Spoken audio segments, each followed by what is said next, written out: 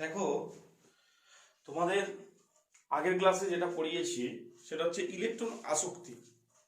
গ্যাসীয় পরমাণু তার সর্বনিম্ন থেকে সর্ববহিস্থ কক্ষপথে গ্যাসীয় পরমাণুকে নিয়ে যাচ্ছে এবং সর্ববহিস্থ কক্ষপথে একটা ইলেকট্রন যোগ করে যখন তাকে অ্যানায়নে পরিণত করা হচ্ছে, তার জন্য যে শক্তির মুক্তি ঘটছে সেটাই ছিল ইলেকট্রন আসক্তি।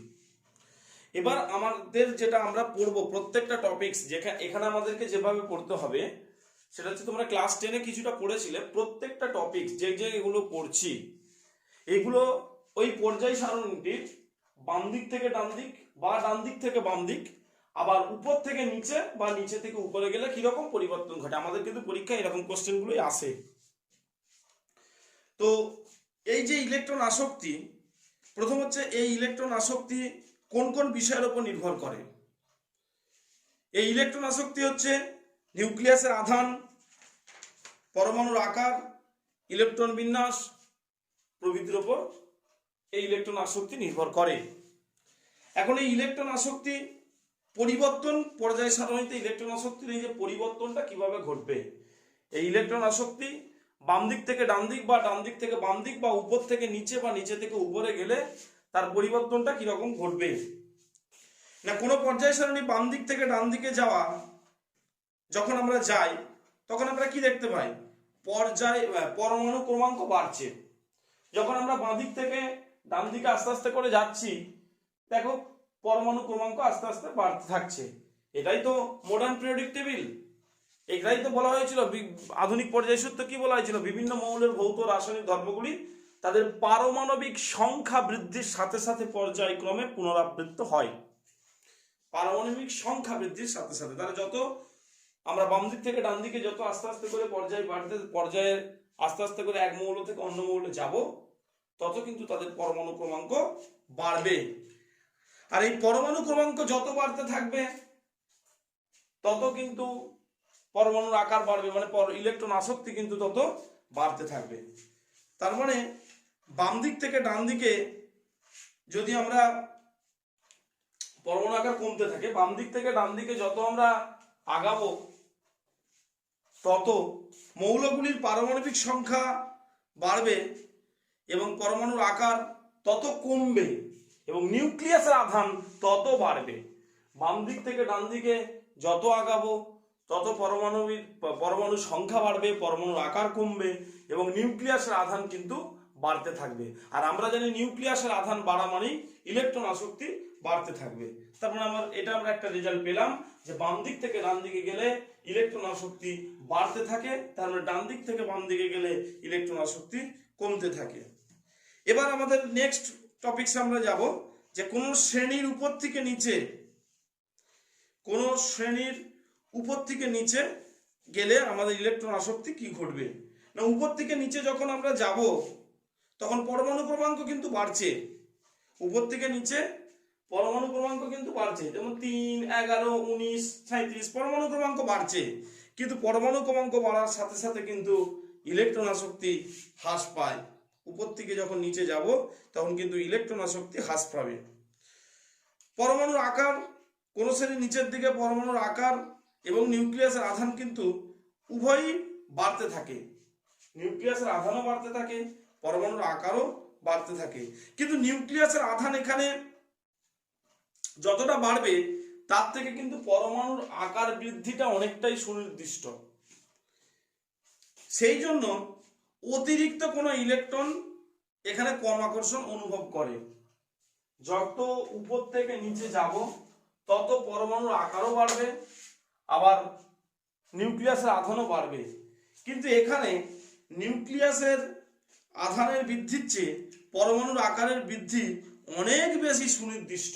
এর ফলে অতিরিক্ত যে ইলেকট্রন থাকে সেই অতিরিক্ত ইলেকট্রনটা কিন্তু কম আকর্ষণ অনুভব করবে, যার জন্য ইলেকট্রন আসক্তির মান কিন্তু হ্রাস পাবে। এই গেল ইলেকট্রন আসক্তির ব্যাপার।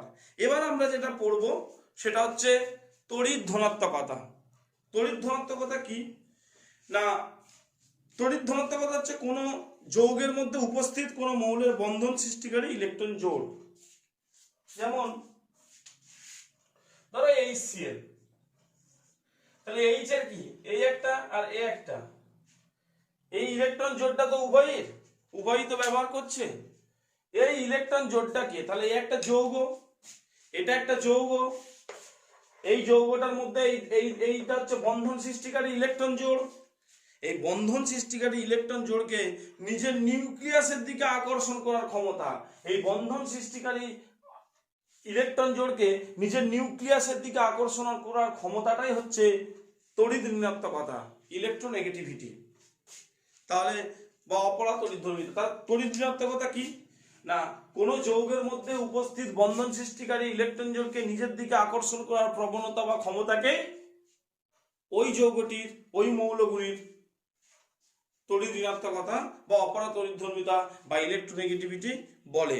এই তড়িৎ ঋণাত্মকতা কিসের সাহায্যে নির্ণয় করা যায় না, পরমাণুর আয়নীভবন এবং ইলেকট্রন আসক্তির গড়, পরমাণুর আয়নীভবন আইপি, আয়নাইজেশন পোটেনশিয়াল, আর electron affinity plus electron affinity by 2, পরমাণুর আয়নীভবন আর ইলেকট্রন আসক্তির গড়কেই ইলেকট্রোনেগেটিভিটি বলে।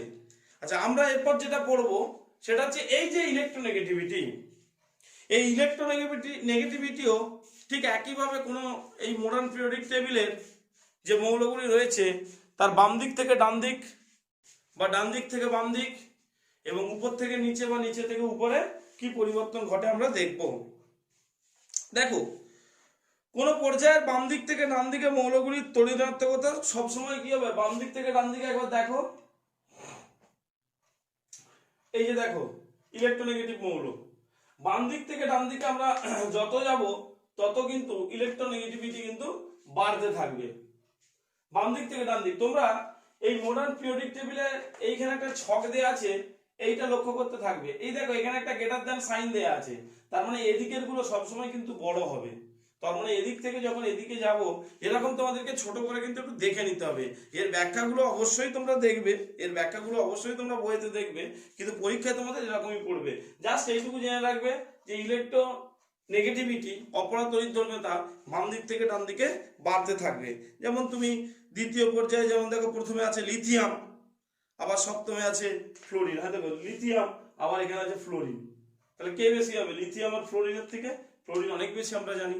তাহলে বাম দিক থেকে ডান দিকে আমাদের কি হয়, ইলেকট্রোনেগেটিভিটি বাড়তে থাকে।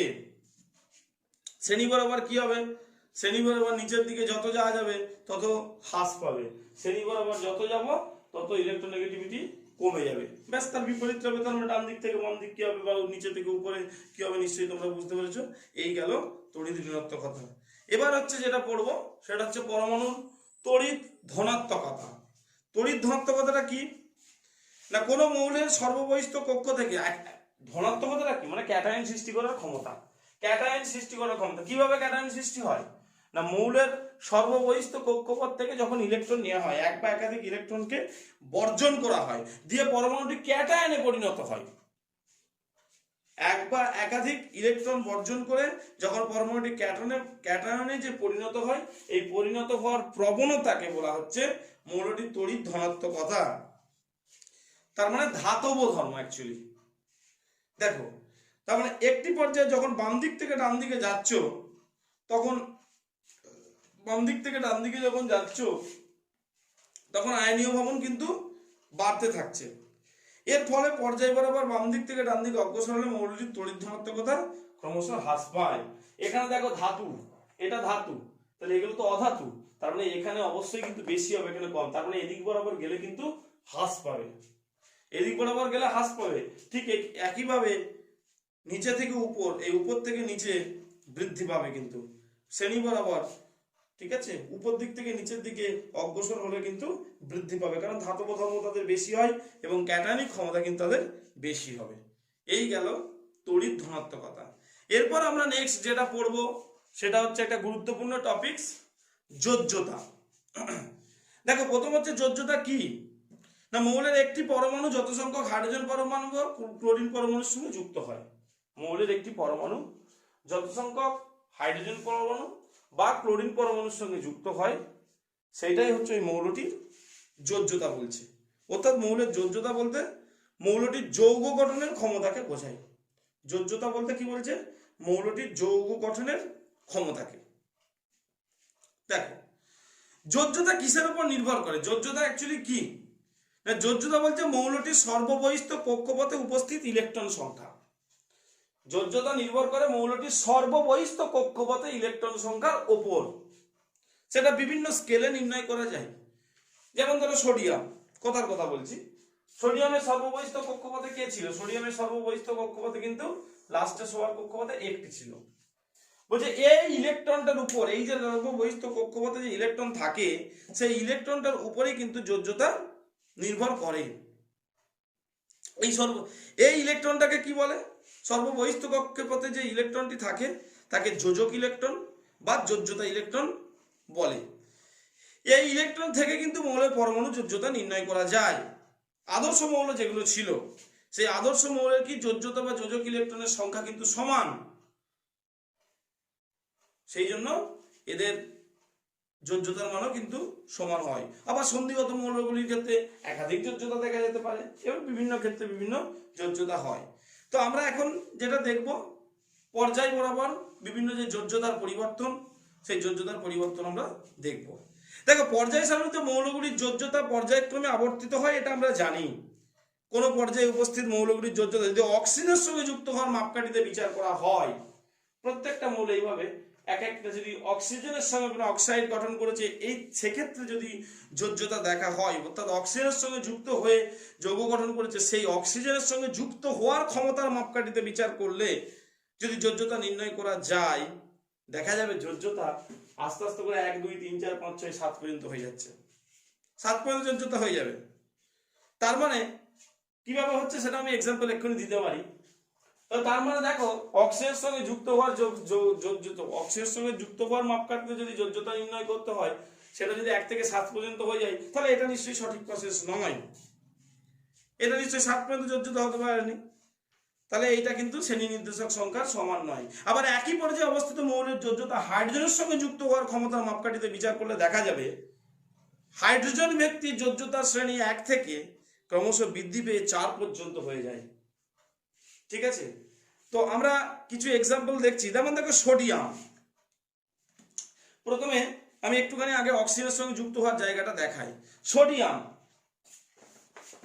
এই যে মৌল আছে সোডিয়াম, সোডিয়াম সাপোজ Na2O, এই Na2O তে সোডিয়ামের যোজ্যতা হবে 1। আবার পরের পর্যায়ে ম্যাগনেসিয়াম অক্সাইড, ম্যাগনেসিয়াম অক্সাইডে ম্যাগনেসিয়ামের যোজ্যতা হবে 2। তোমরা ক্যালকুলেশন করে দেখবে, যোজ্যতা নির্ণয় করতে জানো। আবার তার পরের পর্যায়ে রয়েছে দেখো aluminium, aluminium Al2O3, aluminium Al2O3, এখানে যোজ্যতা 3। আবার অ্যালুমিনিয়াম হয়ে যাওয়ার পর দেখবে সিলিকন SiO2, সিলিকন তার সঙ্গে অক্সিজেন যুক্ত হচ্ছে। আমি সব অক্সিজেন ভিত্তিক, কিন্তু অক্সিজেনের মাপকাঠিতে যোজ্যতা, এখানে হচ্ছে যোজ্যতা 4। এবার হচ্ছে P2O5, ফসফরাস পেন্টাক্সাইড, ফসফরাসের সাথে এই যে ফসফরাস আছে, যোজ্যতা হচ্ছে 5। ঠিক আছে, আবার দেখো সালফার ট্রাইঅক্সাইড SO3, স্যার এখানে যোজ্যতা হচ্ছে 6। ঠিক আছে, আবার দেখবে Cl2O7, সেখানে কিন্তু যোজ্যতা 7। এগুলো কিন্তু সবই অক্সিজেন ভিত্তিক যোজ্যতা।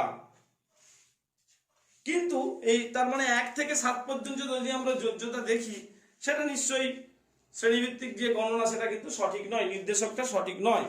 তাই আমাদেরকে এরপর আমরা যেটা দেখবো হাইড্রোজেন ভিত্তিক যোজ্যতা নির্ণয়। হাইড্রোজেন ভিত্তিক যোজ্যতা নির্ণয় আমরা পরের পাঠটাতে আলোচনা করব। কেমন?